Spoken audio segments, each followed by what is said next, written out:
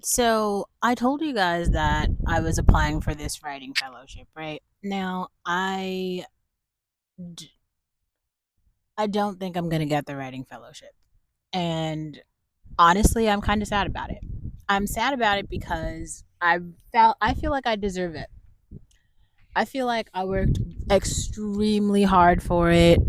I feel like the content is there. Everything that needed to be there was there. So here is something that I wrote.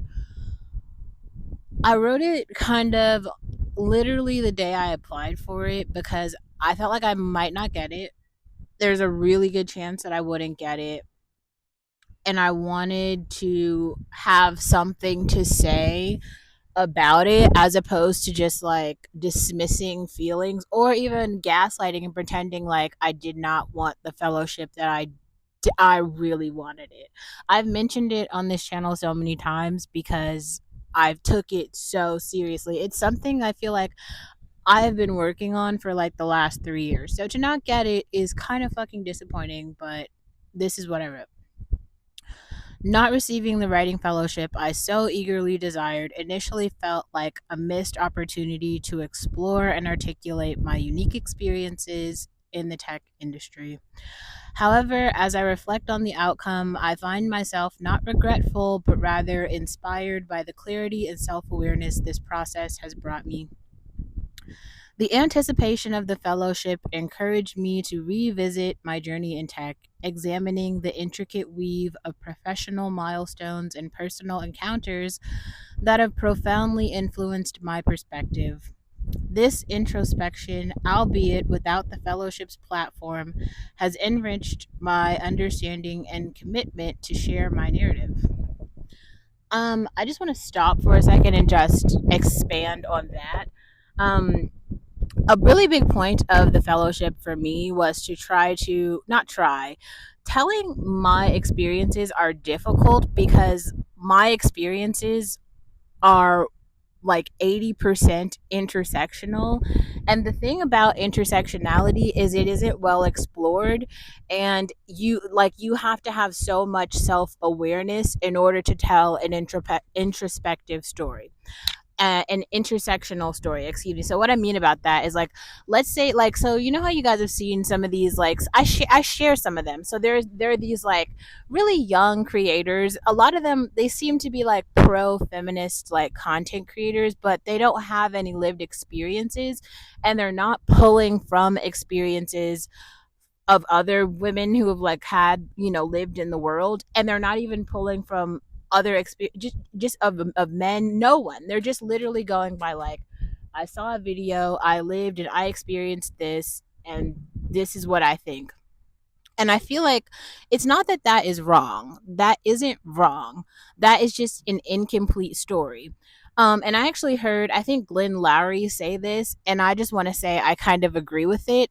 What he said was like, if you're in my class, I don't care about your lived experience. Do not write me a paper that is about your experiences.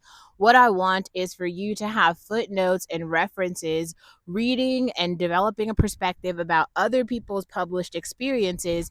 And then what I want to hear is like your critique of that, form an opinion based on that. That is something that is extremely difficult to do.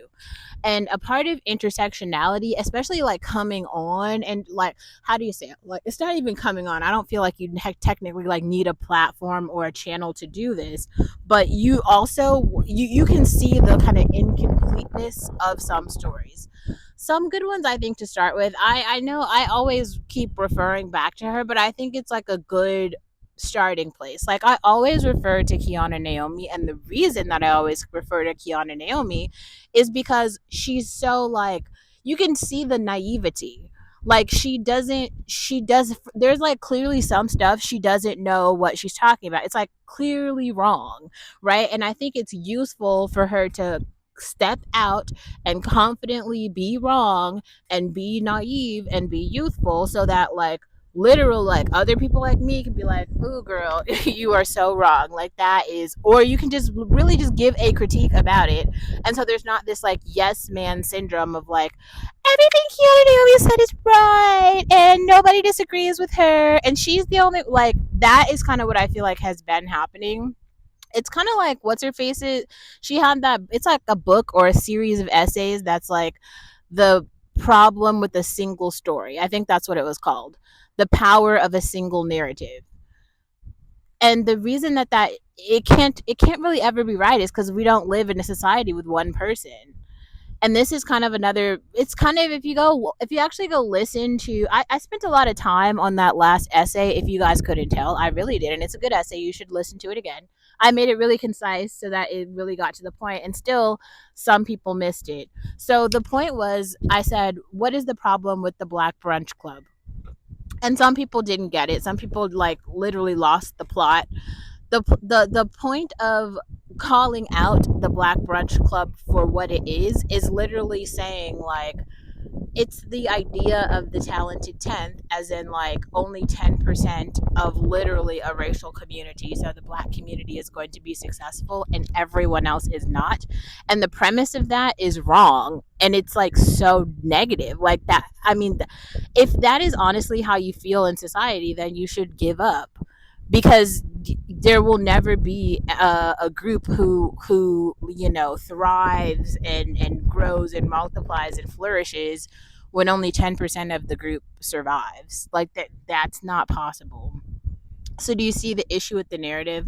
That was like where I was coming from the beginning when I started the problem with the Black Brunch Club. So maybe go listen to it again and like hear the points. I only made it 5 paragraphs. It's just not that long.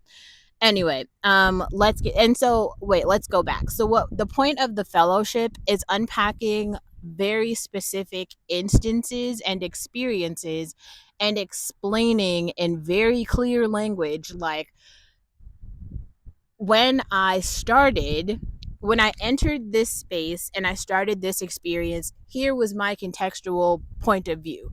I thought this, I felt this way, I listened to this music, I had these sort of people around me, I was a part of this community and this community and this community and this community. One of the most interesting parts about that story, and I feel like there's actually only one person in my life who kind of knows this to as like truth. What did I do here? Oh, I think I just stepped in some dirt. So, wait, okay. So there's only one person who actually knows this, and we laugh about it all the time. So, one of my best friends, Camille, um, she is probably the only person who realized at the time that I was in all of the communities that I was in. Like the funny part was like my mother didn't know, and she to this day she speaks as though she knows, even though I literally purposefully kept her out and away from communities because I didn't want her. I don't know. I feel like maybe the honest truth is I didn't respect her enough to bring her into the community, and so I just pretended like she didn't exist in those communities. And if you do that, this is what I'm talking about. Like intersectionality is me being able to go to Camille and be like, "Yo, here's what happened with this person who she knows of or she's met like 1 or 2 times." And she can like talk about that person and how that reflects to this other community or group or whatever. But if you, let's say, if you like, if we go back for a second, take it back a step, because I just told you, even though myself and Camille are familiar with these two communities that really exist, my mother is not. So in her world view, all she knows is me and she knows Camille, but there's a whole other group over here she doesn't even know they exist. And they don't know I mean, they obviously they know like in theory, like I have a mom, but they don't know who she is. They don't know her story. They've never met her. I never bring her around. They never talk to her. They don't like her as a person. That's kind of a weird thing about like personhood and like I'll include that. I'll reference that. So I made another video about dehumanization, but the point of dehumanization is kind of if you only play into one identity. Like let's say some people do this with work. They'll be like, I am my job, I'm an attorney, I'm a doctor, I am a mother, I am a woman. There's one identity that they are like, this is my whole life. And so they'll try to figure out all the stuff. I used to do this when I was like younger too, but that was because I was naive, right? And that's the thing about youth. Like you should have an opportunity to be naive, but I feel like it turns from naivety into Deluluville when you never like acknowledge the presence of the others around you. So like if you're literally saying like I'm a human person, but because I'm a woman or something, I don't eat food because I'm literally making this up off the rim, but like let's say if you honestly believe that, like, I mean, eating disorders are a real thing in the female community, right? So yeah, you could be like, oh, well, women don't eat food, therefore, like, I'm a woman and I'm not going to eat food. But yet, in all the other aspects of your life, like, you're not going to live very long, right? If you stop eating food. It's kind of the same way in all the intersectional identities. Like, if you identify, let's say, with like your racial identity, okay, so you identify with whatever it means to be black, but then you don't identify at all with your gender. So you're like, yeah, but now I'm not a woman or a male. I'm not an adult or a child. I'm not like a teenager. I'm not like any other part of your identity. You just throw it out. Well, okay, so age doesn't mean anything. What about the geographic place in the world where you live? What about like your lifestyle choices, your career, how you make money, how you like get the things that you need? If all you focus on is one identity, you're dehumanizing yourself. But I already talked about that, so I'm not gonna like go down that rabbit hole. But the point of that particular fellowship was to explain, because there was some really interesting examples, and I'll give you one here. So like I'd never actually lived out of the state, and I'd never lived in like, what is it, like in like the northern part of the United States, and then I did. So I moved to Washington. I moved by myself. I was living in a whole different community. I didn't know anyone there. It was all new, and and I'd grown up in that little small town that I grew up in. I'd been there for so long, like my whole life, and I thought that it would be fine. I thought that I'd be able to go overnight and start a kind of a new life, and it would just be like okay, and it was not okay. Like I literally had a panic attack. Like I don't know. I wasn't okay. I can say this now, right? Because I've like thoroughly unpacked it, but man, don't recommend doing that. I'm sorry, like the bad idea. Like have some sort of like foundation. Just do some sort of research where you have even like a semi community in some way.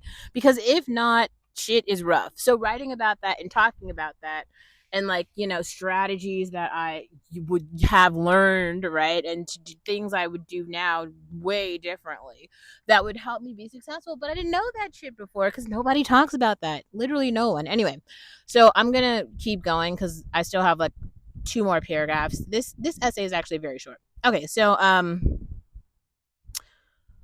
wait, let's go back. So the tech industry is a realm of rapid innovation and intense competition where professional achievements are often highlighted while personal stories remain in the shadows.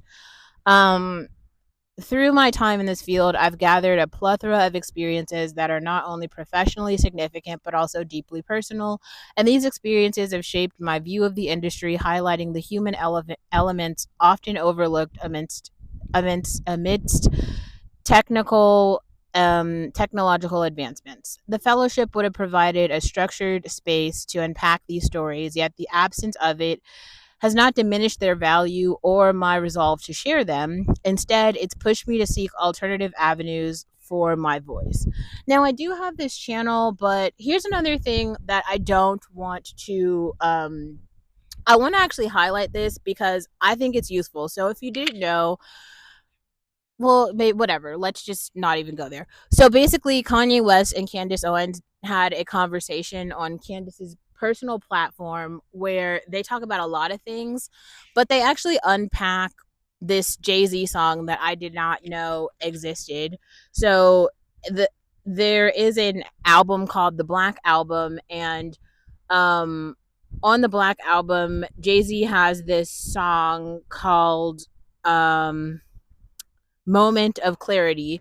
And so I guess like that, the lyrics in that song impacted Candace a lot.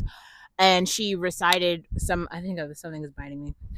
So she recited some of the lyrics to this song, and I heard it and I was like, that makes a lot of sense. That's actually really cool. So basically, what she was trying to get at is like, okay, sometimes, not even sometimes, kind of like very, very frequently, like there are advertise there's advertisement and monetization strategies, right? Okay, so like there are a million things you could do online that would get you major clicks, major views, more advertisement dollars, all of that. But let's say that you don't do any of that and you simply like, I don't know, whatever, like I'm talking about with this particular fellowship, like I want to tell this very particular story, but I wanted funding to do that. I don't want to fund it myself. I'm sorry, I don't. I'm tired of funding every single thing myself. Like I always do that. And I also feel like one thing that really pisses me off about that, it's just like I feel like it's free labor, because every single time it's like you bootstrap your way to, have the ability to create. It's like, why do we all have to like Issa Rae it to kind of like MVP? I'm talking about like minimum viable product. Like you have to make the thing, you have to put it out, you have to market it, you have to go find an audience to watch it and to like relate to it and all this shit, right?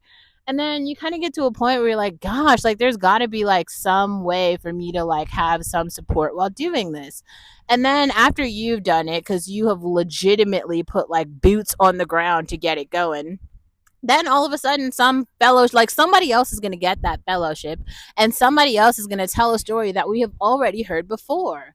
And that's the part that also makes me so frustrated. Like, why do we keep hearing the exact same stories over and over and over again? And the thing I really appreciated about the Kanye Candace interview is like, here's what Kanye said. He said as soon as he started basically saying that he was a conservative, people started outwardly pushing the fact that he was mentally ill. They said, you are mentally ill because you feel this certain way. Well, not because, but at the same time they were pushing it. And then also he said like, because they were trying to like promote his mental illness, they were demoting his billionaire status. So they were saying like, what, like you can't be two at the same time, yet technically he is, was, whatever. It's almost like if you were to say like, okay, like I have sandals on right now, right? But like another person has on sneakers. And if you're a person who only believes that people who wear sneakers have value, then you might believe that because I have on sandals, I don't have value. I mean, obviously that's wrong, but let's just say that you believe that for whatever reason. Well, it's like you, the fact is I still have shoes. So you can't start saying that I don't have shoes when I'm literally wearing sandals, just because you don't like sandals and you like sneakers. You know what I'm saying? That's kind of meta, but I think if you listen again and you might get it. Also, listen to Moment of Clarity or Moments of Clarity, because I think that Candace made a, excuse me, really good point about that track. But I really wanted to get this out because I wrote it and I feel like if I don't actually say this now, I'm probably never going to say it. The mentorships, okay, wait. Interpersonal relationships within the tech industry have been a cornerstone of my journey. The mentorships, collaborations, and sometimes conflicts I have encountered have significantly impacted my professional development and personal growth. These experiences have taught me about resilience, empathy, and the importance of diverse perspectives in driving innovation. Without the fellowship, I have found myself more motivated to document and share these narratives, not only to highlight my own journey, but to offer insights and perhaps solace to others navigating similar paths. I mean, yes, yeah. This endeavor has become a personal mission, reinforcing my commitment to authentic storytelling. In conclusion, while the writing fellowship would have been an invaluable opportunity, not receiving it has not left me regretful. Well, the honest truth is, it has left me regretful. I have a lot of regrets because I honestly feel like with funding, I could have done so much more. Now, without funding, I have to bootstrap. And I'm tired of bootstrapping. I've already bootstrapped this far. And we've come a long way since last year. Like, I'm tired. Ugh. Anyway, It has, in fact, reignited my passion for storytelling and affirmed the significance of my experiences in tech. I'm now more determined than ever to share my journey, illustrating the human side of an industry often perceived as impersonal. Through this process, I have come to realize that my voice and stories hold power with or without formal recognition. The fellowship might have been a path, but it's not the only one, and I'm excited to carve out my own way forward. Now, while that still holds true, I do want to say this. I am petty, and I will figure out who got the fellowship, and we are going to unpack their experiences in relation to mine because I just don't believe that their pedigree is better. I'm sorry, but I just don't buy it. And here's another thing that I no, no, no, no, no. If there are seven people who are exactly the same, telling the exact same story, and we could have like, and here's the thing too, I have given Easter eggs, Easter eggs, and to those of you who have followed the Easter eggs, thank you. But there's so many more. There's so much tea to spill. I'm just not willing to spill tea for free. I'm sorry, like, call me a capitalist, but like, it's not fair. That fellowship, I deserved it. I deserved it. And so we will see whoever got it and we will spill some tea there because why? I have nothing better to do right now and I'm just not willing to not tell the story. I'm not willing to tell the story for free. That's the point. So we will find another fellowship. Fine, but still, I wanted that fellowship now. I did. I That's the truth. So yes, it was a learning experience, but also I will say this, just going through the application process for it did enable me to kind of like get a bunch of pieces that were half written memos, okay, little snippets, longer form pieces, and put them together to tell a more cohesive story. So if you want to kind of call it that, a manuscript is in place, which is still something. It's still something. It's not like a full great wonderful thing that could have been a year's worth of funded writing projects. No, it's not that now, but that's okay. I am very salty about it, but I mean, what I mean, there's I don't know. You just, I just wanted to share that because honestly, I feel like if I didn't, I would have just held on to that. Like I did write it. There's writing there, right? Like, and it's worth not just keeping it on the page.